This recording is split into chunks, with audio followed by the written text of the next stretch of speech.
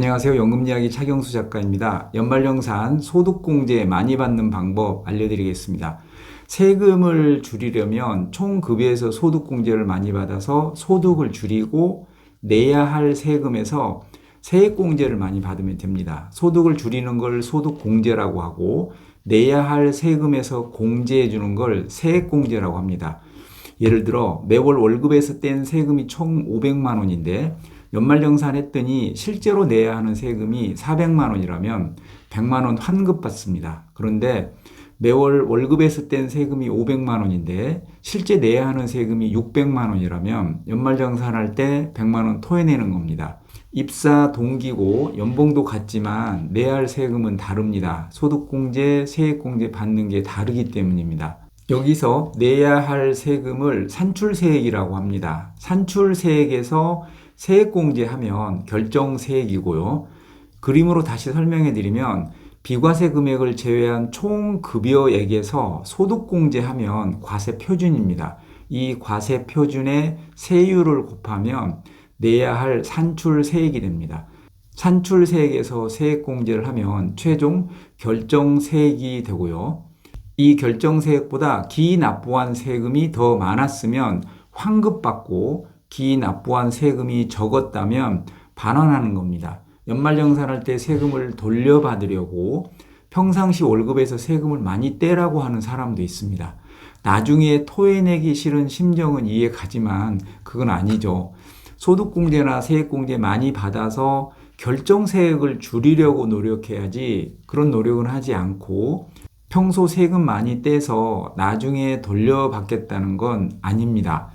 무조건 많이 돌려받았다고 좋아할 게 아니고 같은 연봉인데 결정세액이 누가 적냐를 가지고 자랑해야 합니다. 평소 월급에서 세금을 많이 떼서 연말정산할 때 돌려받는 건 의미가 없습니다. 결정세액을 줄여야 의미가 있는 겁니다. 결정세액을 줄이려면 소득공제와 세액공제를 많이 받으면 됩니다. 어떻게 하면 소득공제와 세액공제를 많이 받을 수 있을지 알아보겠습니다. 여러 가지 소득공제 항목이 있지만 신용카드 소득공제 알아보겠습니다. 총급여 25% 초과해서 신용카드를 써야 공제해 줍니다. 예를 들어 총급여 6천만 원이면 25%인 1,500만 원 초과해서 신용카드를 써야 하는 겁니다. 만약 총급여 6천만 원인데 신용카드로 2천만 원을 썼다면 1,500만 원을 초과한 500만 원이 소득공제 대상입니다. 이 500만 원을 모두 소득공제 해주는 게 아니고 15%인 75만 원을 소득공제 해줍니다. 더 많이 써야 소득공제 금액이 커지겠죠. 그런데 아무리 카드를 많이 써도 한도는 300만 원입니다. 총급여 7천 초과자는 250만 원까지만 소득공제 가능합니다. 그러니까 7천 이하는 300, 7천 초과는 250이 한도입니다. 하지만 전통시장이나 대중교통 등에서 사용한 금액은 300만 원까지 추가로 해줍니다. 그러니까 기본 300만 원에 전통시장, 대중교통 등에서 사용한 거 최대 300만 원까지 해주니까 1인당 최대 600만 원까지는 소득공제가 가능합니다.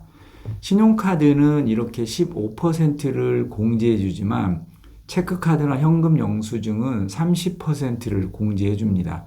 만약 1,500만 원 초과한 500만 원을 모두 체크카드로 쓴 거라면 30%인 150만 원 소득공제 해준다는 뜻입니다.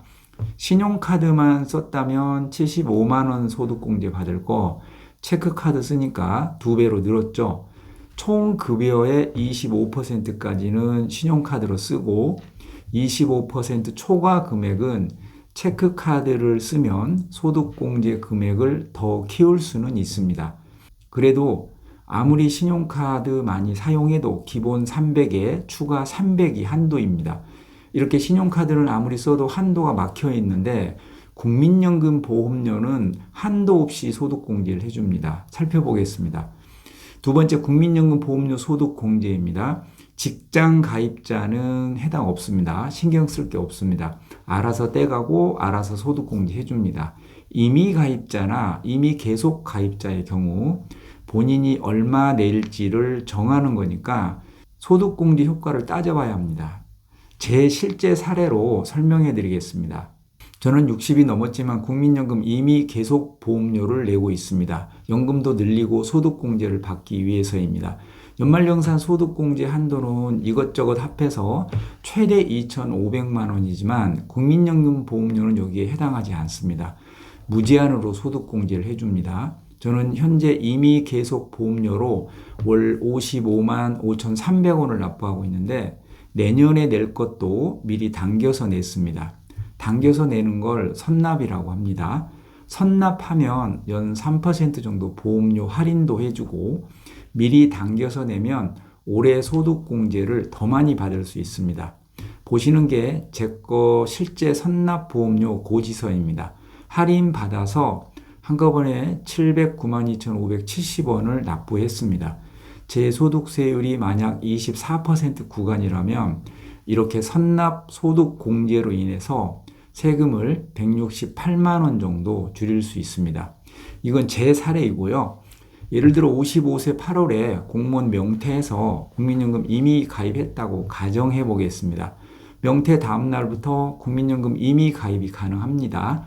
공무원 임용되기 전에 국민연금 보험료를 낸 사람도 있고 지금까지 한 번도 안 낸 사람도 있는데 공무원 명퇴 후 국민연금도 10년 채우겠다면 명퇴하고 바로 이미 가입하면 됩니다. 8월에 명퇴했다면 그해 소득이 있었으니까 세금이 꽤 나오겠죠. 국민연금 이미 가입해서 보험료 납부하면 모두 소득공제 해줍니다. 이왕 계속 보험료를 내겠다면 내년 이후 낼 것까지 당겨서 내면 소득이 있는 올해 소득공제를 많이 받을 수 있겠죠. 내년에 소득이 없을 때 내는 보험료는 소득공제를 받지 못하니 내년 이후 낼 거 당겨서 내라는 뜻입니다. 59세까지 낼 보험료 중 최대 5년치까지 당겨낼 수 있습니다. 만약 명퇴 후 바로 월 20만 원씩 4년치 보험료 960만 원을 선납한다면 약 230만 원 세액공제 받을 수 있습니다. 공무원 명퇴뿐 아니라 국민연금 사업장에서 퇴직 후 60세 이후 재취업했다. 세금이 꽤 나온다. 그런 경우에도 이미 계속 가입해서 보험료를 납부하시면 전액 소득공제 받을 수 있습니다. 기부하는 것도 아니고 내 연금도 늘릴 겸 소득공제도 받을 겸 국민연금 이미 가입, 이미 계속 가입 제도를 잘 활용하시고 이왕 낼 거라면 소득이 있을 때 당겨서 납부하시기 바랍니다. 다음 시간에는 연말정산 세액공제 많이 받는 방법 알려드리겠습니다. 연금이야기 차경수 작가였습니다. 감사합니다.